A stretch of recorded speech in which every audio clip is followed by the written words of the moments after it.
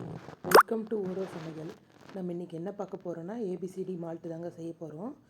ABCD மால்ட்டுக்கு நம்ம பாகு காய்ச்ச வேண்டாம், ரொம்ப ஈஸியான முறையில் ஹெல்த்தியாகவும் டேஸ்ட்டாகவும் செஞ்சிடலாம்.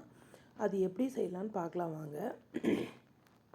பாகு காய்ச்சும் போது ரொம்ப கஷ்டப்பட்டு கை வலிக்க பாகு காய்ச்சணும் அப்படியெல்லாம் எதுவுமே இல்லை, நியூட்ரிஷனோடு செஞ்சிடலாம். இப்போ நான் செஞ்ச பவுடரில் கொஞ்சமாக எடுத்து வச்சுருக்கிறேன். இது சுடுபாலில் போட்டு எப்படி இருக்குது பார்க்கலாம் டேஸ்ட்டு. இப்போ இது ஒரு சல்லடை போட்டு இல்லை நல்லா ஆறுனதுக்கு அப்புறமா நீங்கள் ஒரு பாட்டிலில் ஸ்டோர் பண்ணிக்கலாம். இப்போ கொஞ்சமாக டம்ளரில் ஒரு ஸ்பூன் போல் எடுத்தது கொஞ்சமாக சுடுபால் போட்டு ஆற்றுனா நல்லா பிங்க்கு கலரில் ஏபிசிடி மால்ட்டு ரெடி ஆயிடுச்சு. டேஸ்ட் பார்த்திங்கன்னா சூப்பராக இருக்குது. நீங்கள் வேண்டுறவங்க இதில் நாட்டு சர்க்கரையோ வெல்லமோ ஏதோ ஒன்று சேர்த்துக்கலாம். நான் எதுவுமே சேர்க்கல. நாங்கள் அப்படியே இதில் இருக்கிற டேஸ்ட்டை அப்படியே இது பண்ணுறோம்.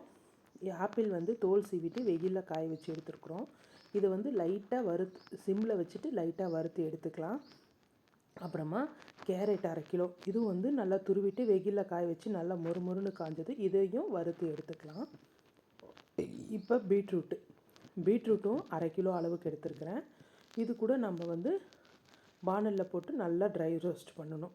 இப்போ ஆப்பிள் வறுக்கும் போது கொஞ்சம் பிசுப்பாக இருக்கும், ஏன்னா அதில் ஸ்வீட்னஸ் இருக்கிறதுனால. அது ரொம்ப உதிரியாகவும் கிடைக்கல, இந்த மாதிரி தான் எனக்கு கிடைச்சிது. இப்போ கேரட்டும் கொஞ்சம் சிம்மில் வச்சுட்டு நல்லா மணம் வர அளவுக்கு வறுத்து எடுத்துக்கலாம்.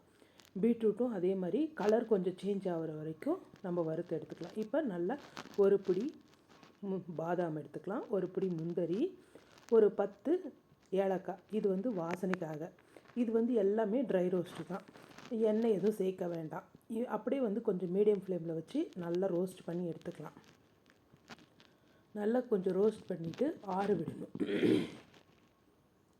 இப்போ தாமரை விதை பொரி, இது புரோட்டீன் அதிகமாக இருக்குது. இதுவும் நல்லா 2 கைப்பிடி அளவுக்கு எடுத்து இதுவும் ட்ரை ரோஸ்ட் பண்ணி எடுத்துருக்கிறேன். இது நல்லா ஆறுனதுக்கப்புறமா மிக்ஸி ஜாரில் கொஞ்சம் கொஞ்சமாக போட்டு பவுட்ரு பண்ணி எடுத்துக்கணும். இப்போ ரெடி ஆயிடுச்சு. இந்த வீடியோ உங்களுக்கு பிடிச்சிருந்தா லைக் பண்ணுங்கள், ஷேர் பண்ணுங்கள், கமெண்ட் பண்ணுங்கள், சப்ஸ்கிரைப் பண்ணுங்கள். ஒரு வாட்டி ட்ரை பண்ணி பாருங்கள். இந்த டேஸ்ட் ரொம்ப நல்லா இருக்குது. எங்கள் வீட்டில் எல்லாருக்குமே இந்த டேஸ்ட் ரொம்ப பிடிச்சிருக்கு. இப்போ வெஜிடபிள் சாப்பிடாத குழந்தைங்க, ஹாஸ்டலில் இருக்கிற குழந்தைங்களுக்கெல்லாம் இந்த மாதிரி செஞ்சு கொடுங்க, ரொம்ப இஷ்டப்பட்டு சாப்பிடுவாங்க.